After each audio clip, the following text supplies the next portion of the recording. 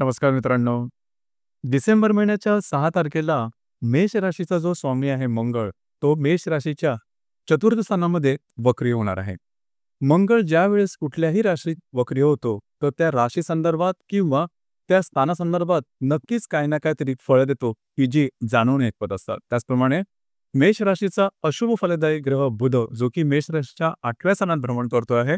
16 तारखेनंतर तो मार्गस्थ होणार आहे. द्वितीय स्थानामध्ये जो गुरु वक्री होतो आहे मेष राशीच्या, तो साधारण संपूर्ण महिन्यामध्ये म्हणजे डिसेंबर 2024च्या संपूर्ण महिन्यामध्ये वक्रीच असणार आहे. हे जे ग्रह आहेत या व्यतिरिक्त आणखीन जे काही ग्रह आहेत त्यांचे सर्वचे जे प्रभाव परिणाम आहेत ते संपूर्ण मेष राशीकरता कशासाठी असतील, कशा प्रकारचे असतील, त्या सर्व संदर्भातली खुलासेवर चर्चा आपण या व्हिडिओमध्ये करणार आहोत. सुरुवातीला आपण बघणार आहोत की तुमचं जे स्वास्थ्य आहे मानसिक किंवा शारीरिक हे नेमकं कशा प्रकारचं असेल. जसं की तुमच्या राशीचा जो स्वामी आहे मंगळ, जो की तुमच्या चतुर्थ स्थानामध्ये भ्रमण करतोय आणि दिनांक 6 तारखेनंतर 7 तारखेनंतर तो वक्री होणार आहे. तर साधारणतः हा तुमचा जो मंगळ आहे तो राशीचा स्वामी सुद्धा अष्टमेश सुद्धा आहे आणि राशीचा नंबर 1 चा अशुभ फलदायी ग्रह बुध, जो की तुमच्या अष्टम स्थानामध्ये भ्रमण करतोय आणि 16 तारखेनंतर तो मार्गस्थ होणार आहे. तर एकंदरीत या संपूर्ण महिन्यामध्ये थोडीशी गोष्ट वेगळी तुमच्यासाठी असणार आहे. खास करून गेल्या साधारण 10 ते 15 दिवसापासून जे काय तणाव तुमच्यावरती चाललेले होते, ते तणाव साधारणतः या महिन्याच्या 18-20 तारखेनंतर बऱ्याच प्रमाणात कमी होतील.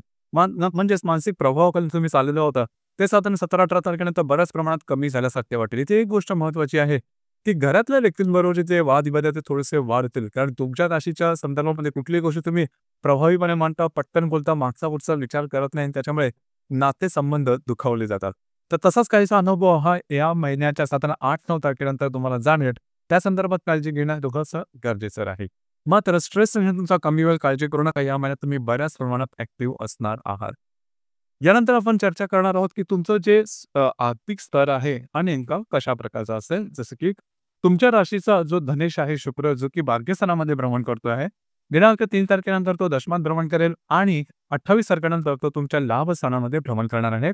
द्वितीय स्थानामध्ये जो गुरु भ्रमण करतोय तो वक्री आहे. याचप्रमाणे राशीचा जो पंचमेश आहे रवी, जो की तुमच्या अष्टम स्थानामध्ये भ्रमण करतो आहे.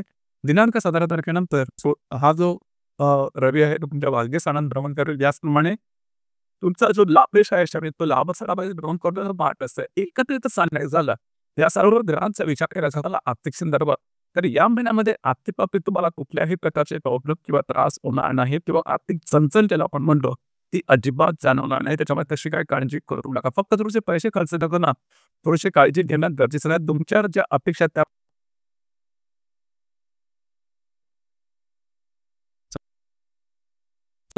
तरी सुद्धा काही चांगले अनुभव तुम्हाला मिळतील. या महिन्यामध्ये भाग्याची साथ तुम्हाला उत्तम प्रकारे लाभेल. तर त्या संदर्भात काळजी करू नका. जर का तुम्ही पब्लिक रिलेशनशिपमध्ये असाल किंवा लोकांच्या डायरेक्ट वन टू वन कॉन्टॅक्टमध्ये असाल, तर तिथे तुमच्या साधारण 17-18 तारखेनंतरच्या कालावधीमध्ये तुमच्या त्या कामाला जबरदस्त असं उदाहरण आहे. त्याचप्रमाणे तुम्ही करत असलेल्या कामामध्ये प्रसिद्ध होणं हा प्रकार सुद्धा या दरम्यान होईल.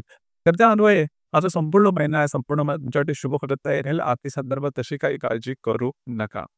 यानंतर गृहस्थावस्थाबद्दल सांगायचं झालं तर घरामधल्या व्यक्तींबरोबर थोडेसे वादविवादाचे प्रसंग निर्माण होतील, काळजी घ्या. खास करून जर कुठल्या व्यक्तीला आजारपणाविषयी काय त्रास असेल तर तिथे मात्र लक्ष देणं गरजेचं राहील. कारण येणाऱ्या सगळ्या जवळजवळ एप्रिल महिन्यापर्यंतच्या कालावधीमध्ये हा जो मंगळ तुमच्या चतुर्थ स्थानामध्ये भ्रमण करतोय तो वक्री होऊन परत मिथुन राशीमध्ये जाणार आहे आणि तिथून मार्गेन परत मिथुन राशी पण कर्क राशीमध्ये. तृतीय चतुर्थ हा जो प्रवास आहे हा मंगळाचा प्रवास जवळजवळ येणारा 5-1 महिने तरी असणार आहे.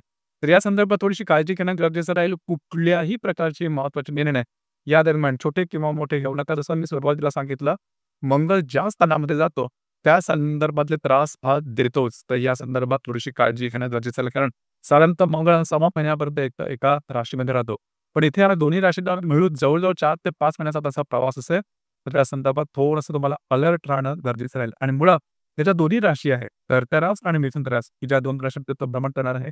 एक आहे नीच रास कर्क रास आणि दुसरी आहे मिथुन ती शत्रुक रासची रास. त्यामुळे माझे जे प्रभाव आहे ते नजरेत भरण्यासारखे असतील. प्रत्येक राशी करता ते तशाच प्रकारे दिसून येतील. फक्त क्षेत्र वेगवेगळं राहील. यानंतर आपण चर्चा करू लव्ह लाईफ बद्दल. म्हणजे तुमचं लव्ह लाईफ हे नेमकं कशा प्रकारचं असेल. जसं की तुमच्या राशीचा जो पंचमेश आहे रवी, जो की तुमच्या अष्टम स्थानामध्ये भ्रमण करतो आहे 17 तारखेनंतर. 16 तारखेनंतर हा जो रवी आहे तो तुमच्या भाग्यस्थानामध्ये भ्रमण करणार आहे. तर एकंदरीत सांगायचं झालं तर भाग्याचे उत्तम साथ तुम्हाला साधारण 18-19 तारखेपर्यंत जाणवायला लागेल. गेल्या 7-3-4 महिन्यामध्ये वाटलं होतं, की तुम्ही बऱ्याच प्रमाणात काम करता, गोष्टी तुमच्या मनाप्रमाणे होत नाहीये. मेहनत तर तुम्ही करताय कारण मेहनतीचीच तुमची रास आहे. परंतु त्याचे आउटपुट काय मिळत नाही. तर या महिन्यात साधारण 17-18 तारखेनंतर तुम्हाला त्या गोष्टीमध्ये बऱ्याच प्रमाणात पॉझिटिव्ह चेंज दिसून येतील. जर तुम्ही तुमच्या रिलेशनशिपमध्ये असा नातेसंबंध सुधारतील. त्याचप्रमाणे नवीन रिलेशनशिप बनवायची असेल, तरीसुद्धा हा कालावधी उत्तम राहील. ज्या गर्भवती महिला आहेत, त्यांच्यासाठी सुद्धा हा कालावधी अतिशय चांगला असणार आहे. त्याचप्रमाणे जे विद्यार्थी वर्ग आहेत, त्यांना सुद्धा हा जो कालावधी आहे तो उत्तम असेल. यानंतर आपण चर्चा करणार आहोत, तुमचं जे वैवाहिक जीवन असेल, ते एकतर कशा प्रकारचं असेल. जसं की तुमच्या राशीचा सगळ्यात महत्त्वाचा जो वैवाहिक जीवनाचा कारक बारके स्थानामध्ये भ्रमण करतोय, 3 टप्प्यानंतर दशमान भ्रमण करेल आणि 29 तारखे 28 तारखेनंतर तो तुमच्या लाभ स्थानामध्ये भ्रमण करणार आहे. तर एकंदरीत जर तुम्ही कोणाच्या रिलेशनशिपमध्ये असाल, दोघांमध्ये नातेसंबंध सुमधुर अशा प्रकारे दिसून येतील. वैवाहिक जोडीदाराला कुठे बाहेर फिरायला जाण्याचा योग सुद्धा या दरम्यान संभवतो.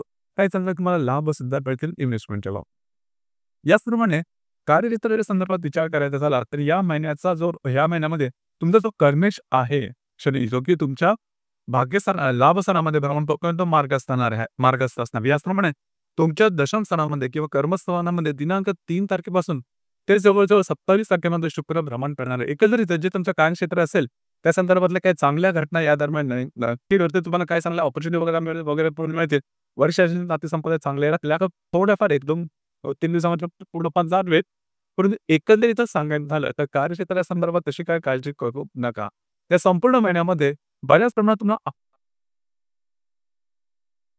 त्याची जाणवेल. नातेसंबंधामध्ये सुद्धा सुधारतील. फक्त स्वतःच्या आरोग्याकडे, मानसिक आणि शारीरिक आरोग्याकडे थोडंसं लक्ष देणं गरजेचं राहील. यानंतर आपण चर्चा करू ग्रहयोगांबद्दल. त्याचे प्रभाव परिणाम नेमके कशा प्रकारचे असेल. जसं की दिनांक 2 तारखेला हर्षल आणि शुक्राचा त्रिकोण योग होणार आहे.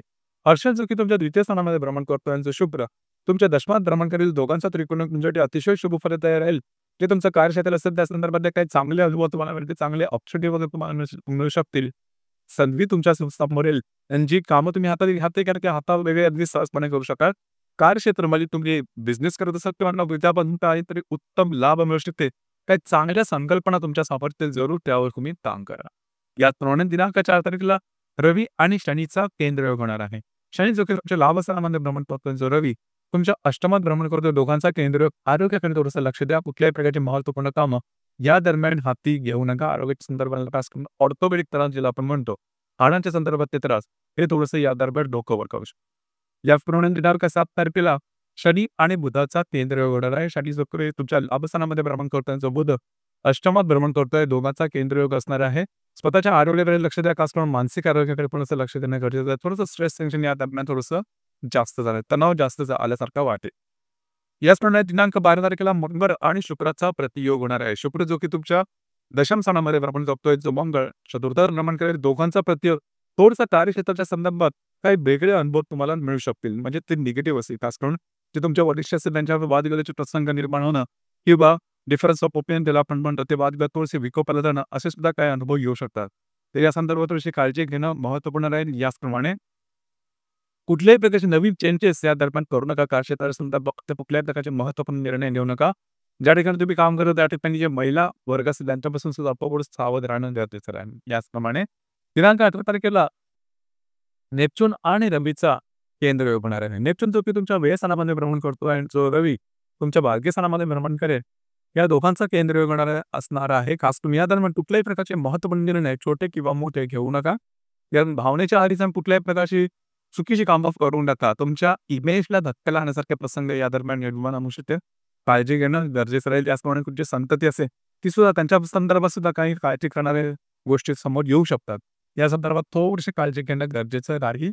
याचप्रमाणे दिनांक 20 तारखेला गुरु आणि शुक्राचा त्रिकोण होणार. अतिशय उत्तम अशा प्रकारचा योग असणार आहे. शुक्र दशमातला आणि गुरु तुमच्या द्वितीयला दोघांचा जो त्रिकोण आहे तो अतिशय उत्तम राहील. कार्यक्षेत्राच्या संदर्भात नवनवीन संधी तुम्हाला मिळतील. या संबंधात काही चांगल्या संकल्पना सुचू शकतील. काही चांगले फायदे सुद्धा तुमच्या समोर येऊ शकतील, की जे तुमच्यासाठी उत्तम असतील.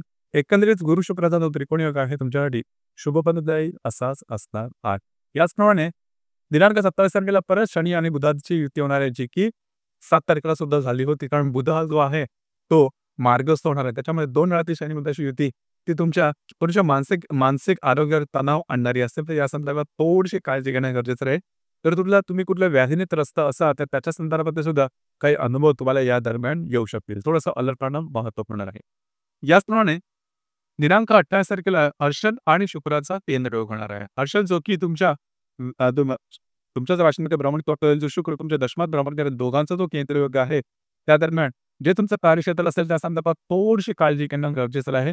तुम्ही ज्या ठिकाणी काम करता, नोकरी करता, त्यांच्या त्या महिला कर्मचारी त्याच्यामध्ये थोडंसं सावध राहा. यातून विवाहित असेल तर वैवाहिक जोडीदाराच्या आरोग्याकडे लक्ष देणं थोडंसं गरजेचं राहील.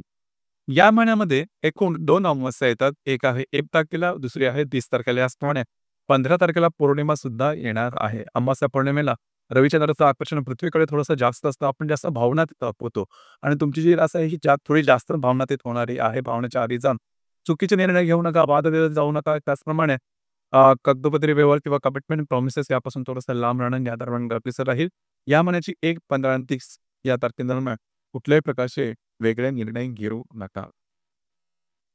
तर मित्रांनो, हे होतं मेष राशीचं डिसेंबर 2024 करताना संपूर्ण राशीफळ. धन्यवाद.